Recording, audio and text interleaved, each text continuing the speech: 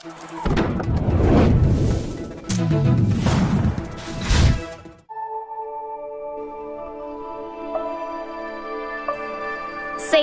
வாசிப்பது கீதா.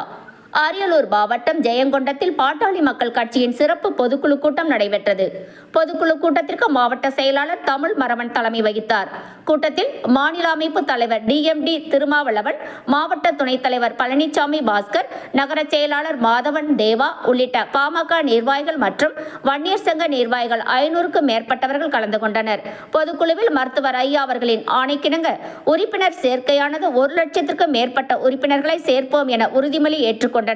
வருகின்ற சட்டமன்ற தேர்தலில் பாமகவின் பலத்தை காட்டுவோம் என பேட்டியளித்தார். தாமரை தமிழ் நியூஸ் செய்தி சேனலை சப்ஸ்கிரைப் பண்ணுங்க, லைக் பண்ணுங்க, கமெண்ட் பண்ணுங்க, ஷேர் பண்ணுங்க. சமூக நீதி போராளி மருத்துவர் ஐயா அவர்களின் வாழ்த்துக்களோடு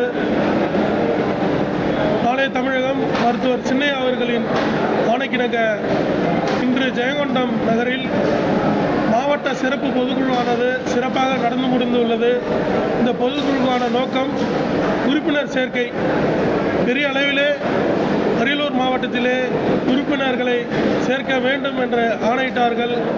அந்த ஆணைக்கிணங்க 2 தொகுதியிலும் ஒரு தொகுதிக்கு தலா 1 லட்சம் புதிய உறுப்பினர்களை சேர்ப்போம் என்று இந்த பொதுக்குழுவிலே உறுதியளித்தோம்.